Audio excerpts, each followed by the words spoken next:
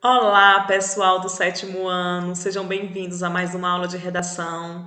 Como vocês estão? Eu espero que estejam todos bem. Eu sou a Rosa Ângela e nós vamos dar continuidade aos nossos estudos. Na aula anterior, nós revisamos os conteúdos estudados durante um mês e eu passei para casa uma atividade de revisão. Então, a nossa aula de hoje será a correção dessa atividade. Durante esse mês, nós trabalhamos os gêneros narrativos. Vimos o monólogo, o relato pessoal e a narrativa de aventura. E a atividade de revisão contém esses três gêneros. E, nesse momento, nós vamos agora corrigi-la.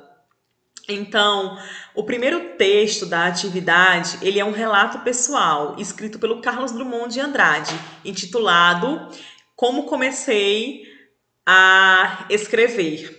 Então, nesse relato pessoal, o Carlos Drummond, ele conta como foi a sua primeira interação com as palavras, como foi que surgiu o gosto pela leitura e a escrita.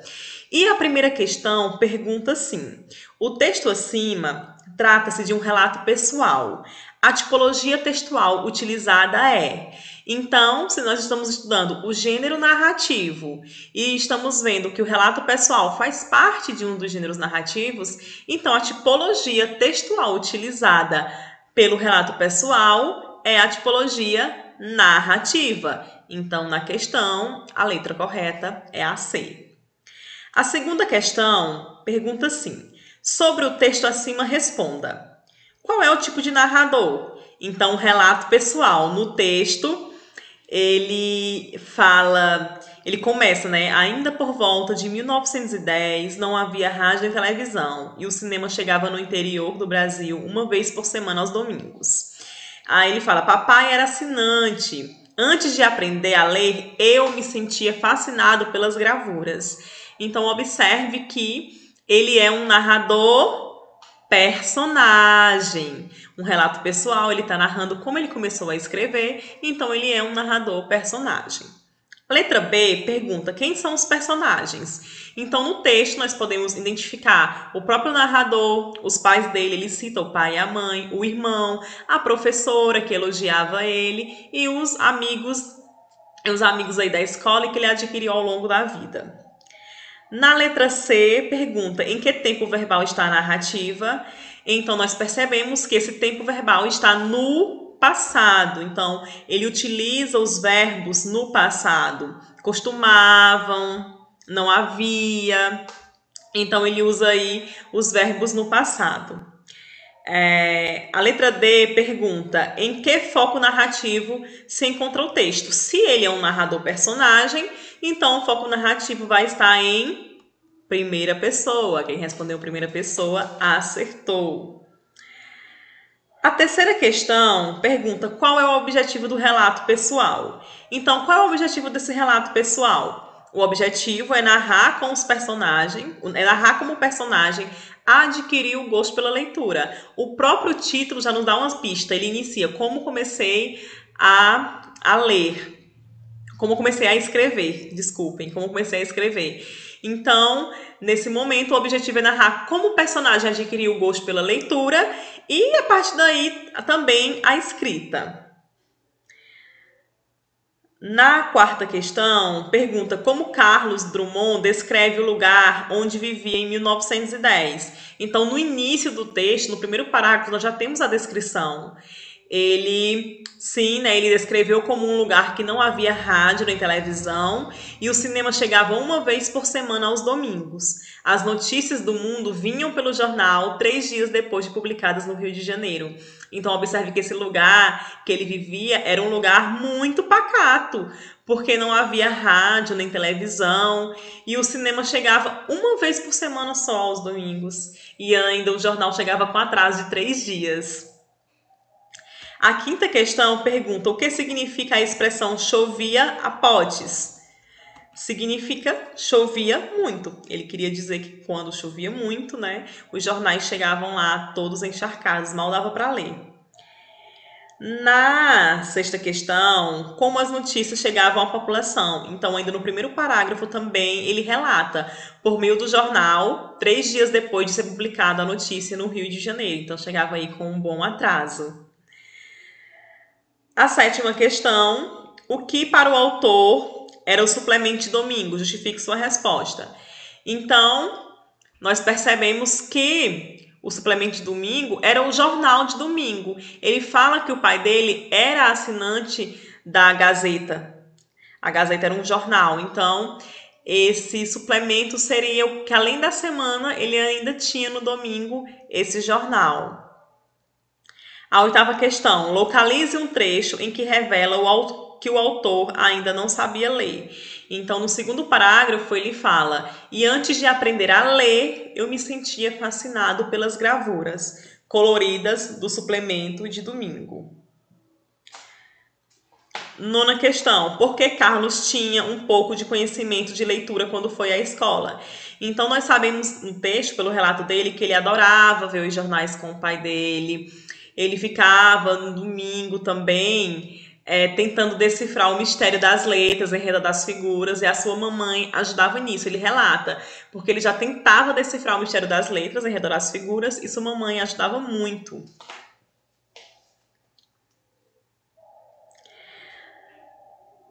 Na décima questão: que atividades na escola contribuíram para o sucesso do personagem da leitura? Então, ele relata que na escola ele fazia exercícios de redação, como escrever uma carta, narrar um passeio, que tudo isso ajudou ele no desenvolvimento da leitura e da escrita. A 11ª questão pergunta: o que motivou Carlos Drummond a continuar a ler e a escrever? Então, ele relata no texto que foi alguns elogios da professora o animavam a continuar. O seu irmão, que morava na capital, mandava também revistas e livros, e ele começava a ler, ele passava a ler essas revistas, esses livros, e também ele conheceu outros rapazes que também gostavam de ler e escrever. Na 12ª questão: porque para o autor conhecer outros rapazes que gostavam de ler e escrever foi sorte para ele. Então ele relata porque ele trocava experiências e impressões com eles, conversava horas sem incomodar nem ser incomodado, tirava do bolso o que escrevera durante o dia e os seus colegas o criticavam. Eles também sacavam seus escritos e ele tomava parte dos comentários. Então nós percebemos que o Carlos, ele tinha uma conversa com seus amigos. Os seus amigos criticavam a escrita dele, ele também criticava a escrita dos amigos. Então eles trocavam experiências, eles trocavam críticas. Quando eu falo essas críticas, não são críticas negativas, e sim críticas construtivas no intuito de melhorar a escrita deles. Então eles conversavam, trocavam ideias. Então isso foi muito importante para o desenvolvimento de leitura e escrita do Carlos Drummond. Na 13ª questão, pergunta qual foi a consequência da amizade com os rapazes que conheceu. Então ele relata que a consequência foi o aprendizado. Ele aprendeu muito com os amigos. A 14ª questão pergunta: Carlos disse que tem pena dos jovens de hoje que não desfrutam desse tipo de amizade. Crítica: o que ele quis dizer com isso? Então, que os jovens de hoje não gostam de ler, não se reúnem para ler e escrever, para trocar ideias, é muito pouco. Essa resposta é uma resposta pessoal. Eu coloquei aqui uma sugestão, mas vocês podem colocar com as palavras de vocês. Então, na minha opinião, ele quis dizer que os jovens de hoje não gostam mais de ler, não se reúnem para ler, escrever ou falar sobre leitura e escrita, assim como ele fazia naquela época com os seus amigos. A gente também tem que entender que as coisas evoluíram, né? Naquela época, em 1910, não existia televisão para eles, nem rádio, nem internet, e aí a diversão era a leitura e a escrita. E aí hoje mudou um pouco em relação a isso, mas é importante, não é a gente ler, escrever, conversar com os colegas sobre isso, não ficar somente, né, refém da tecnologia. E hoje a tecnologia também nos ajuda, porque a gente pode ler por meio do tablet, do celular, já tem livros em versões em PDF e você pode ler. Então não tem desculpa, não tem desculpa para não ler, né? A 15ª questão pede para colocar um VOF sobre o relato pessoal. Então, o relato pessoal é um gênero apenas escrito? Não, né? Nós sabemos que o relato pessoal ele pode também ser um gênero oral. Eu posso relatar sem precisar escrever, somente falar o meu relato pessoal. No relato pessoal, podem ser relatadas experiências que já foram ou estão sendo vividas pelo autor? Sim, o relato pessoal pode estar tanto no passado como no presente. O relato pessoal pode ser registrado por escrito ou transmitido oralmente pelo autor? Sim, né? Ele pode ser tanto escrito ou oral. Eu também posso gravar um vídeo falando sobre, narrando, né, o meu relato pessoal, que também vai ser algo oral. E o relato pessoal, ele pode ter foco narrativo tanto em primeira pessoa como em terceira pessoa. Nós sabemos que é um relato pessoal, vem de pessoa, então é o narrador personagem quem conta. Então não, é em primeira pessoa. Terminamos o nosso texto sobre o relato pessoal e nós partimos agora para um texto que é uma narrativa de aventura. Então, intitulada O Meio Ambiente em Primeiro Lugar. Nós temos aqui nesse texto uma narrativa de aventura em que um menino, o Pedrinho, ele gostava muito da floresta, do meio ambiente, e um dia ele sai para passear e aí ele encontra uns homens que estão lá destruindo as árvores, desmatando, fazendo caça ilegal de animais. E aí Pedrinho acaba se assustando, os bandidos veem ele, né? Pegam ele como refém e pegam ele como refém porque a polícia já estava atrás deles. Só que acontece lá uma discussão entre eles e o Pedrinho ele consegue fugir, subir em cima de uma árvore e a história termina bem porque a polícia ela consegue prender esses bandidos. E aí essa narrativa de aventura, ela vem contando aqui, eu fiz apenas um resumo e a gente vai partir agora para as questões de interpretação. A partir da leitura do texto, podemos dizer que o Pedro passava maior tempo em casa ou com os animais, não gostava de floresta, não sabia nadar ou amava o meio ambiente. Então, pela história, nós sabemos que o Pedrinho amava o meio ambiente. Então, 16 é letra E. O texto acima pertence ao gênero textual, já falei para vocês, narrativa de aventura. Então, é a letra A. Desculpem, gente, eu errei aqui a questão. Na questão 17, é o que ficava perto da casa de Pedrinho, né? Então, o que ficava perto da casa dele era um rio que ele adorava nadar. E aí a resposta correta é a letra A. O 18 é que pergunta qual é o gênero textual, que é a narrativa de aventura, letra B. Desculpem, pessoal, eu estou olhando aqui a atividade pelo celular, porque se eu colocasse as perguntas e as respostas aqui no slide, ia ficar muito slide, ia ficar muito grande. Então, é melhor eu ler por aqui e colocar somente as respostas, porque até facilita mais para vocês na hora de vocês responderem, corrigirem a tarefa de vocês, tá certo? Então, a 19ª questão pergunta: Pedro vivia na floresta, brincava com os animais e subia em árvores. O que aconteceu de repente que mudou essa tranquilidade? Então, o que aconteceu? Certo dia, Pedro estava andando pela floresta quando viu um movimento estranho. Isso aqui, gente, é um trecho retirado do próprio texto. Certo dia, Pedro estava andando pela floresta quando viu um movimento estranho e depois um tiro e um grito de um animal. Muito curioso, ele foi olhar. Quando chegou ao local do tiro, viu muitos homens, todos armados e com motosserras, cortando as árvores, matando e capturando animais. Então, esse é o momento que a gente diz na narrativa que é o conflito. É o que acontece na história, é o conflito, e a partir daí vai desenrolar a história. Na questão 20ª, porque o bando decidiu não atirar em Pedro após capturá-lo. Então, quando o Pedrinho foi lá olhar o que estava acontecendo, que ele viu tudo isso, ele falou para os ladrões que não era correto, e aí os ladrões acabaram pegando ele. Eles iriam matar, só que eles começaram a discutir entre si que não era melhor matar ele, era melhor deixar ele como refém, porque a polícia já estava atrás do bando, né? Então, eles poderiam usar o Pedrinho como refém.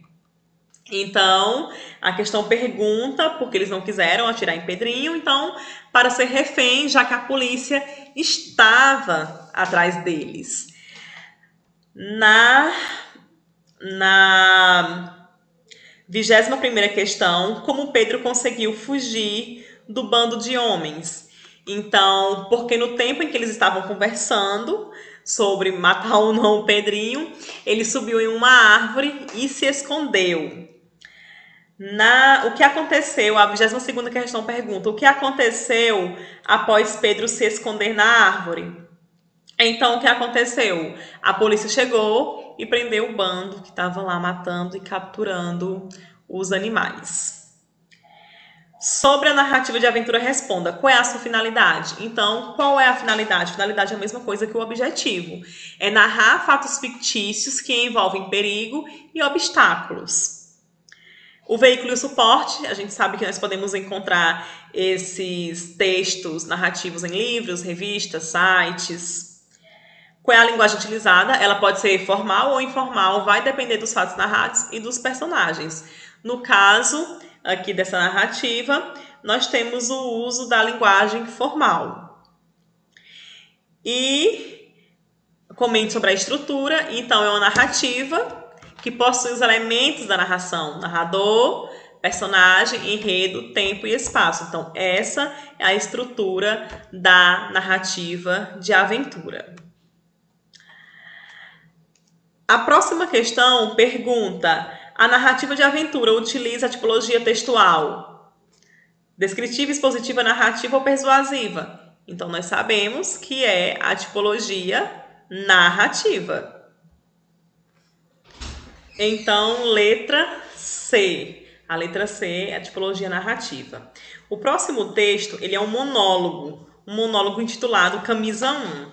Esse monólogo é falando consigo mesmo, pensando sobre a vida dele, porque ele queria ser um jogador de futebol. E aí ele fica narrando, pensando como seria, se ele fosse jogador, o que era aquele que tinha que fazer. E a primeira questão pergunta assim: a estratégia utilizada pelo autor do texto ao reproduzir o monólogo interior de um goleiro contribui para a construção do humor? Explique.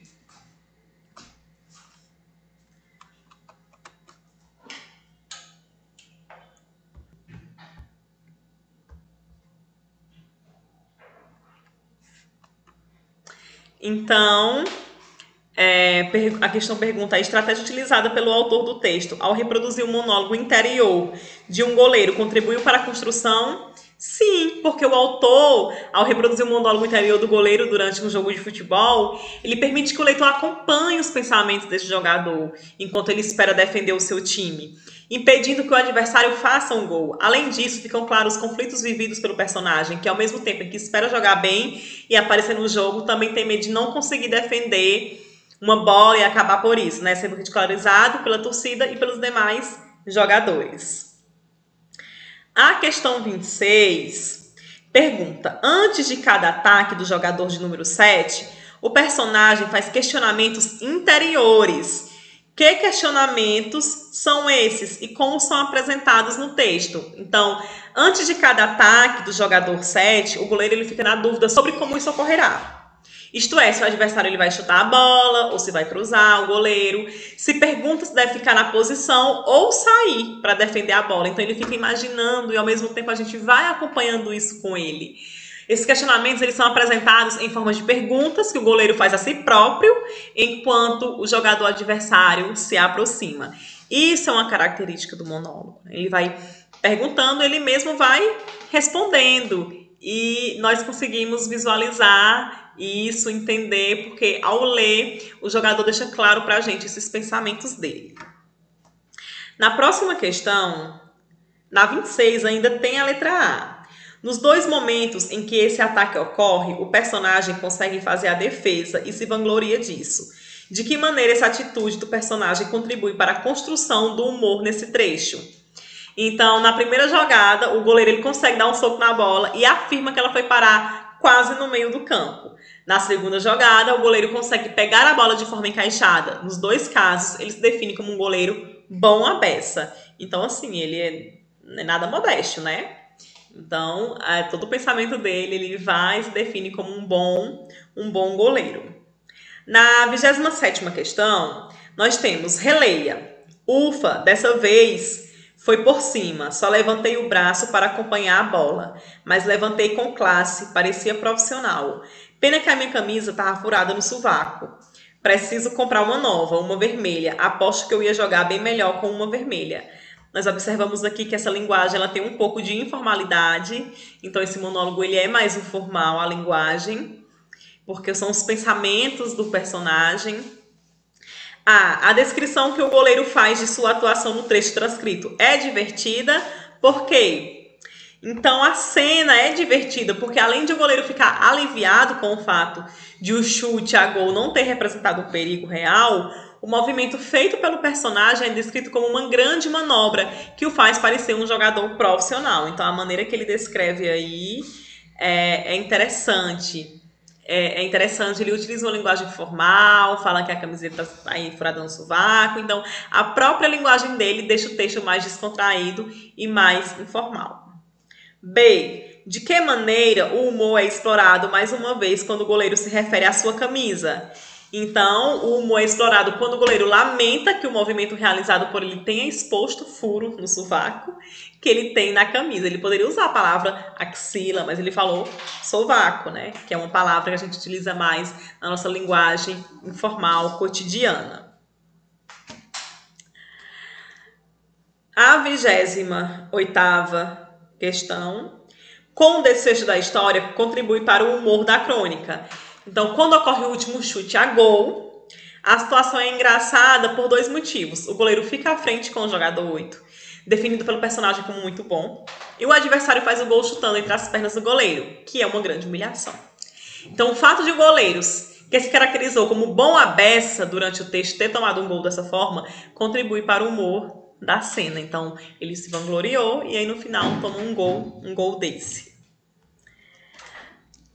Que outros elementos no texto colaboram para a construção do humor?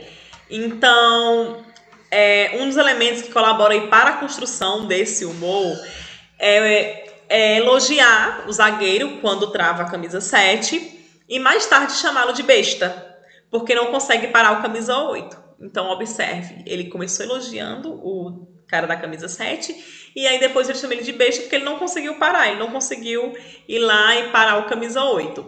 Um outro momento engraçado é quando o goleiro cita Aristides, dizendo que este quebrou o dedo porque se jogou no pé tonelada. Então, essa é a nossa última questão da atividade de revisão. Nosso conteúdo encerra aqui. Na próxima aula, nós vamos dar continuidade aos nossos conteúdos, aos nossos estudos. E estudem, pessoal. Estudem, corrijam essa atividade com calma. Vejam aí o que vocês acertaram, o que vocês precisam modificar, o que vocês precisam acrescentar, melhorar na questão. Como eu falo para vocês, é muito importante a correção, porque é na correção que a gente, de fato, consegue saber se entendeu, se respondeu de maneira correta, se interpretou o texto como era para ser interpretado. Então, façam a correção da atividade. É muito importante. É isso. Fiquem com Deus e até a próxima aula. Tchau!